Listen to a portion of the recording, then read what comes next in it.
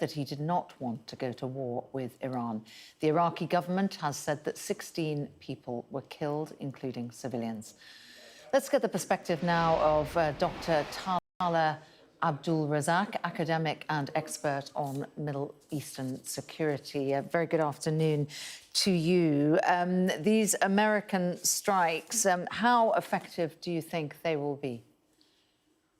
Well, we have to look at two different levels of effectiveness here, both military and political.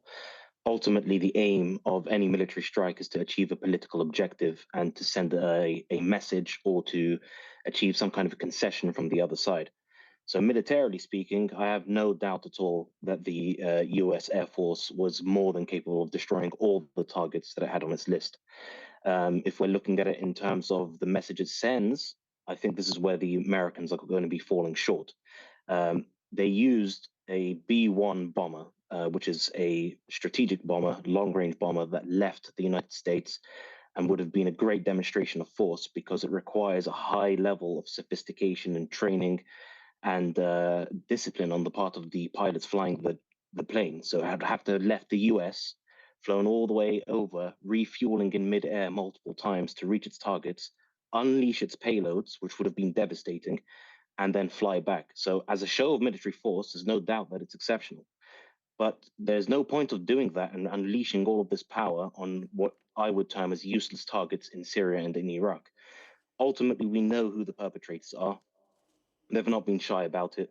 Although Iran has denied involvement and said that they simply support these groups, it's a well-known, established fact amongst both academics, policymakers, the intelligence community, and indeed the military community, looking at it on a wider scale. We all know that Iran funds and supports these groups. So unless Iran itself is being struck, and if you've got, for example, the US administration saying, we're going to strike, we're going to strike, we're going to strike, and telegraphing what they're doing, it gives plenty of opportunities for any high-level Iranian targets to evacuate these areas. And then it leaves the US looking rather impotent, I would say. Interesting. So you think the wrong targets in terms of the tactics there, but demonstrating that it is possible that they can make the distance there, that does send a powerful message to Iran, who have also said that they don't want a war. But Iran already knows that. It knows that the United States is the preeminent military power. No one on the planet is under any illusions about what the United States is capable of. But if you're going to be striking, very low-level targets after you've telegraphed for almost an entire week that you will be conducting these strikes, it's overselling your position. And in the case of President Biden, he's already been accused of being a doddering old man who's senile and incapable of exiting stage left or stage right when he's giving speeches, and all of the kind of the senile jokes that former President Trump makes about him are going to be made again. Like, why are you striking targets that have no bearing on who the ultimate puppet master is? Iran is fully aware of what the United States is capable of. However, it's also fully aware that for some reason or another, the United States seems to be extremely hesitant about taking action directly. And we have to bear in mind that prior to 2003 in the US invasion of Iraq, Iraq didn't do anything remotely like what Iran did, and yet it was invaded.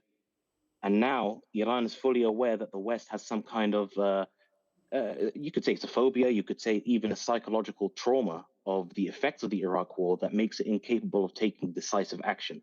And therefore, deterrence has not been established by the United States strikes. And if the United States did decide to attack Iran directly, what do you think the Iranian response to that would be? What would it look like? Well, if we look at the Iranian level of involvement in the region, especially on a strategic level, it's involved in Iraq, it's involved in Syria, it's involved in Lebanon, it's involved in Yemen. It has proxies all over the entire region. And every single time those proxies have been fought, including, by the way, when we're looking back to 2014, as ISIS became a major force in Iraq, the Iranian proxies were actually crumbling. They did not have an adequate response. It was only up until the United States and the Western Alliance came in with superior air power that they were able to push back. So I think the Iranians know the limits of their capabilities. They know that they've been allowed to extend this far due to, frankly speaking, Western apathy and the lack of appetite for wanting to take action resulting from the popular backlash that that Western governments felt in the aftermath of the Iraq War. So they're taking advantage of this position. However, if the West was to take a more muscular approach and was to strike high-level Iranian targets, perhaps even on Iranian soil, I don't think that the Iranians would do much because they'll be thinking, okay, we've overplayed our hand here. We've repeatedly tried to get more than we by rights should have anyway. Perhaps it's time for us to ease off, otherwise we risk losing everything.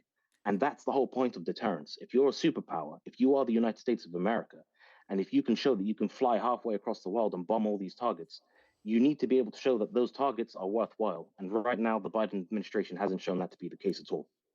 I was going to ask you another question, but I'm just being told that I'm out of time.